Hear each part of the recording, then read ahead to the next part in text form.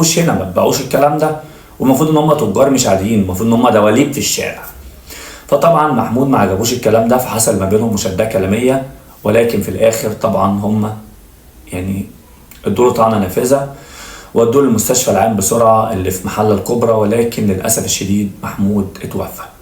ودي اول اشاعه في الموضوع. الاشاعه الثانيه بتقول ان هو اصلا كان ماشي في حاله بيبص يمين وشمال، يعني مش واخد باله منهم اصلا، فهم اللي ندعوا عليه انت بتبص ليه وايه اللي خليك تبص علينا ومش عارف ايه.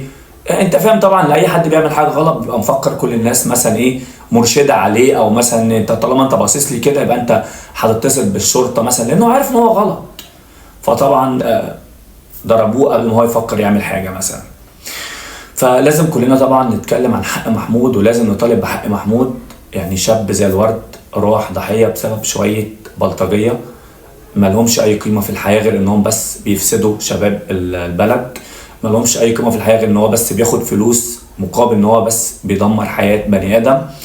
ومش كده وبس، لا كمان ما بيعجبوش ان انت مثلا ممكن تقول له ما تقفش تحت بيتي وتبيع الكلام ده، ممكن يعني يعمل معاك مشكله كبيره يعني جامده وكبيره. وطبعا كلنا في شوارعنا اكيد كل واحد مثلا بيبقى فيه على قمه شارعه وفي حد بيبيع، في واحد مثلا واقف في اي حته، فانت حتى لو كلمته بتتكلموا لله لمصلحته، ولكن هو ما بيبقاش طبعا مقتنع بالكلام ده. ولكن يعني بجد يعني الواحد يعني بيتكلم لانه عارف انه في يوم من الايام ممكن يكون يعني ما كان شاب شبه ده او غيره. يعني لان معلش طول ما انت ماشي في حياتك وهتقابل حاجه غلط في حياتك وما تتكلمش، فده في حد ذاته انت كده جبان. فلما تشوف حاجه غلط زي دي اقف وتصدر وتتكلم، وما تقولوش يعني ما تقولوش انت واقف هنا، لا انت ما توقفوش اصلا تحت بيتك. سلام. وانا عارف ان الكلام ده ممكن يزعل ناس كتير قوي،